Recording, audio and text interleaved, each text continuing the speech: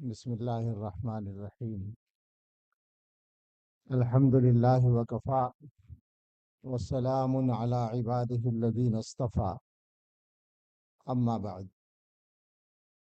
جمعیت علماء ہند کی تجاویز عام طور سے دو حصوں میں ہوتی ہیں، یا یہ کہہ لیں کہ ان کا مضمون دو چیزوں پر مشتمل ہوتا ہے عام طور سے۔ ایک تو ملک کی حکومت سے کچھ باتیں کی جاتی ہیں، اور ایک اپنی ملت سے عام طور پر۔ اس تجویز میں بھی جیسا کہ مولانا شمس الدین صاحب نے فرمایا، یہ دونوں باتیں ہیں۔ کچھ چیزوں کا مطالبہ کیا گیا ہے حکومت سے، اور کچھ چیزوں کی طرف متوجہ کیا گیا ہے مسلمانوں کو۔ لمبی بات تو نہیں کرنی ہے، لیکن مناسب لگتا ہے، تائید تو ہے ہی تجویز کی، لیکن اس کے سلسلے میں دو باتیں، یا یوں کہہ لیں کہ دو قسم کی غلط فہمیاں دور کرنا میں مناسب سمجھتا ہوں۔ اللہ کرے میری زبان سے صحیح بات نکلے اور نافع ہو۔ اس تجویز میں حکومت سے جو مطالبے ہیں وہ ظاہر ہے کہ قانون کے دائرے میں ہیں۔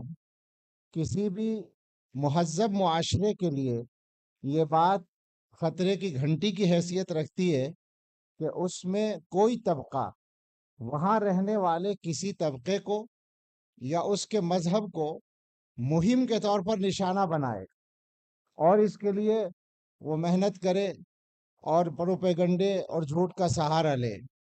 یہ بات جس کو نشانہ بنایا جا رہا ہے اس سے کہیں زیادہ اور اس سے پہلے نشانہ بنانے والوں کے لیے خراب ہوتی ہے، اور ان کے لیے نقصان کا باعث ہوتی ہے۔ تو اس لیے یہ جو مطالبات ہیں ہماری حکومت کو اور میڈیا کو اور معاشرے کے تمام طبقات کو ان پر توجہ دینی چاہیے۔ اس میں جو میں کہہ رہا تھا غلط فہمی دور کرنے کی بات، تو ایک تو یہ جو آخر میں مسلمانوں سے اپیل کی گئی ہے کہ جذباتیت کا شکار نہ ہو، اور جو نام نہاد تنظیم جہاد کا نام لے کر جذباتی اقدامات پر آمادہ کرنے کی کوشش کرتی ہیں، ان کی بات میں نہ آئیں۔ اس سلسلے میں ذرا سی وضاحت یہ مناسب سمجھ میں آتی ہے کہ ایسی باتوں سے بعض لوگ جمعیت علماء ہند کے خلاف ایک خاص ذہن بنانے کی کوشش کرتے ہیں۔ جمعیت علماء ہند چونکہ 100 برس کی ایک تاریخ رکھتی ہے، اور ہندوستان جیسے ملک میں، بلکہ دنیا کے وہ تمام ممالک جہاں صورتحال ہندوستان جیسی ہے، ان تمام ملکوں میں مسلمانوں کی حیثیت کیا ہونی چاہیے، ان کی پوزیشن کیا ہے، ان کا کردار کیا ہونا چاہیے، اس کے سلسلے میں جمعیت علماء ہند کے پاس قرآن و حدیث کی روشنی میں اپنے اکابر کا طے کیا ہوا ایک نہج موجود ہے۔ اس لیے جمعیت اسی راستے پر لوگوں کو متوجہ کرنے کی کوشش کرتی ہے۔ لیکن جب اس طرح کی بات کہی جاتی ہے، جذباتیت سے احتیاط کی جائے، جہاد کے نام کا غلط استعمال نہ کیا جائے، تو کچھ کوششیں ہوتی ہیں، وہ بہت کامیاب نہیں ہوتی، لیکن معاشرے میں خراب بات بھی آج کل بڑی آسانی سے عام ہو جاتی ہے اور پھیل جاتی ہے۔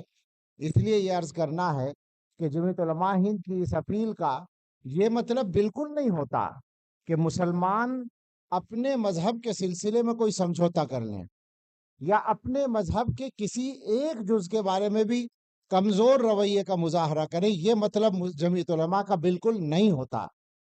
جمعیت علماء ہند تو صحیح بات یہ ہے کہ ہندوستان کی تنظیموں میں سب سے زیادہ طاقت کے ساتھ مسلمانوں کو مذہب اسلام پر عمل کرنے کی دعوت دیتی ہے۔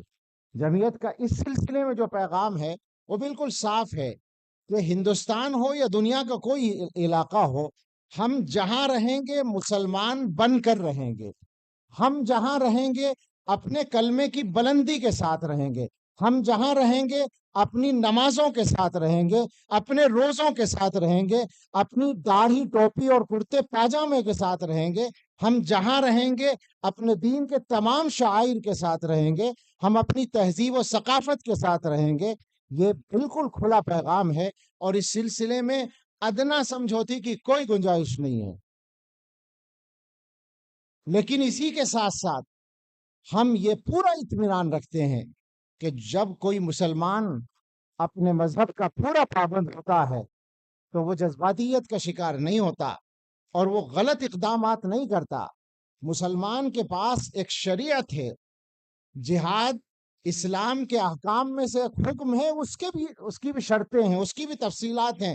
کوئی مسلمان کوئی کام شریعت کے اصول سے ہٹ کر کرے اور نام لے دے شریعت کے کسی حکم کا، یہ غلط بات ہے۔ جمعیت کا کہنا فقط اتنا ہے، ورنہ مسلمان یہ بات ذہن میں رکھیں کہ ان کو اپنے مذہب پر عمل کے سلسلے میں ادنا کوتاہی کا ثبوت کہیں نہیں دینا ہے۔ ایک دوسری بات جو میں نے کہا تھا، ایک غلط فہمی اور ہے، وہ بہت نرمی سے میں کہنا چاہوں گا اپنی حکومت سے بھی اور اس کی ترجمانی کرنے والے میڈیا سے بھی اور اس ذہن سے بھی جو اس وقت حکومت کر رہا ہے، اور ہندوستان کے تمام طبقات سے بہت عاجزی کے ساتھ ایک معمولی سا یہ گناہگار بندہ یہ کہنا چاہے گا کہ آپ جو کچھ کر رہے ہیں، نفرت پھیلانے کے لیے کھلم کھلا جو اقدامات آپ کر رہے ہیں، تو آپ شاید غلط فہمی کا شکار ہیں۔ آپ اقتدار کے نشے میں ہیں، آپ کو اندازہ نہیں ہے کہ اقتدار بہت مستقل رہنے والی چیز نہیں ہے، اور آپ کو یہ بھی اندازہ نہیں ہے کہ مسلمان کیا ہوتا ہے۔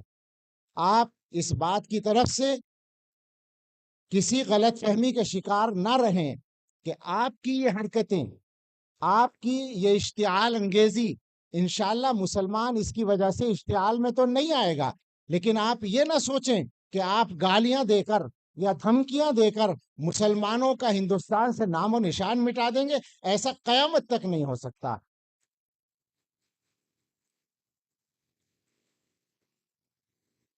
ہندوستان کے اندر مسلمان تو جہاں بھی ہوتا ہے وہ مضبوط ہے، لیکن ہندوستان کے اندر مسلمان سب سے زیادہ مضبوط ہے، اور ہندوستان کی جڑوں میں مسلمان کی جڑیں موجود ہیں۔ ہندوستان کے مسلمانوں کو آپ کسی مظلوم ملک کے مسلمانوں پر قیاس نہ کریں۔ ہندوستان کا مسلمان انشاءاللہ حوصلے میں، مضبوطی میں، ملک کے ساتھ وفاداری میں اور ملک کے ساتھ قربانیوں میں آپ سے پیچھے نہیں، بہت آگے ہے۔ اللہ حفاظت فرمائے۔